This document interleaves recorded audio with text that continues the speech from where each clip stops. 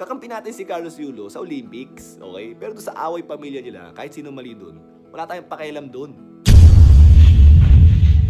Kahit na gano'ng kagalit si Carlos Yulo doon sa nanay niya na yun, tingin mo deep inside hindi nasasaktan yun. Nanay pa rin niya yun.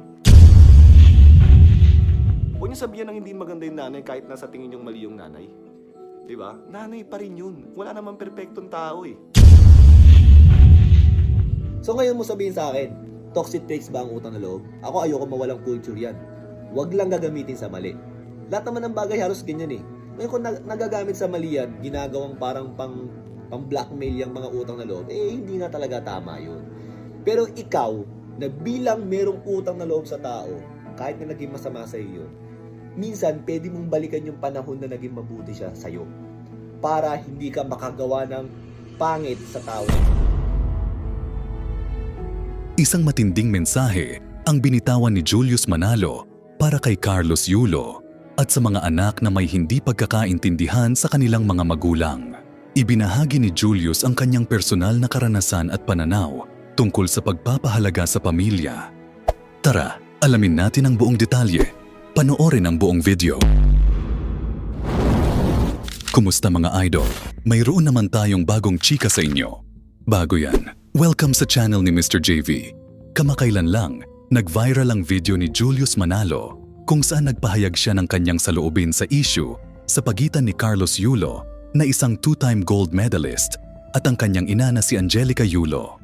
Ayon kay Julius, marami ang mga kumakampi kay Carlos, ngunit itinuturing niya ang iba sa mga ito na cloud chasers lamang na mas pinalalaki pa ang issue kaysa sa pagbibigay ng tamang payo. Sinabi rin ni Julius, sa halip na magbigay ng tamang payo at opinyon, ay mas pinipili pa umano ng mga tao na i-bash ang ina ni Kaloy na si Angelica at para sa kanya hindi ito nararapat.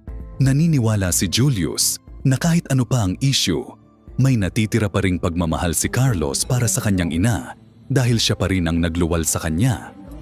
Para kay Julius, mahalaga ang respeto at hindi tamang sabihan ng masama ang magulang kahit may nagawang mali. Walang perpektong tao ani Julius.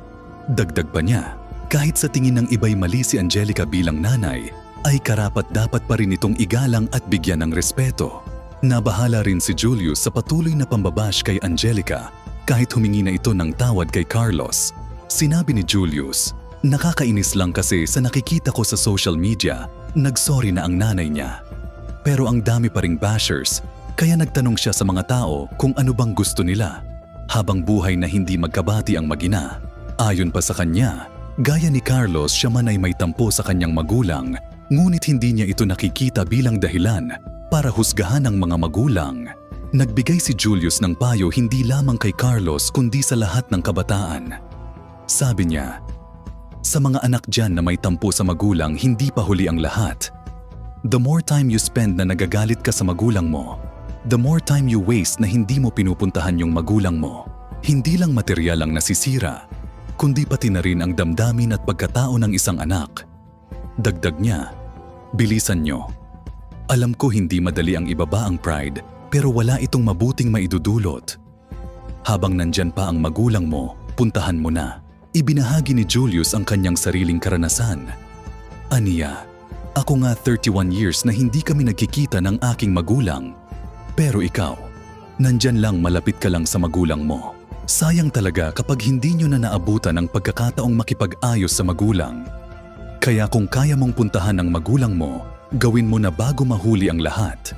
Napakalalim ng mensahe ni Julius Manalo sa mga anak na may tampo sa kanilang mga magulang. Para sa kanya, ang pagpapatawad at paggalang ay mas mahalaga kaysa anumang sama ng loob. Paano kaya tatanggapin ni Carlos Yulo ang mensaheng ito? Bago matapos ang video na ito, ano ang masasabi niyo sa chika topic natin ngayon? At syempre, inaanyayahan ko kayo na mag-like at share para mas lalo pa mabulabog ang mga marites at parites. Hindi naman ako nagmamakaawa sa inyo mga idol, pero sana maawa na kayo. Hanggang dito na lang ang ating video. Maraming salamat sa pagtambay. Bye-bye!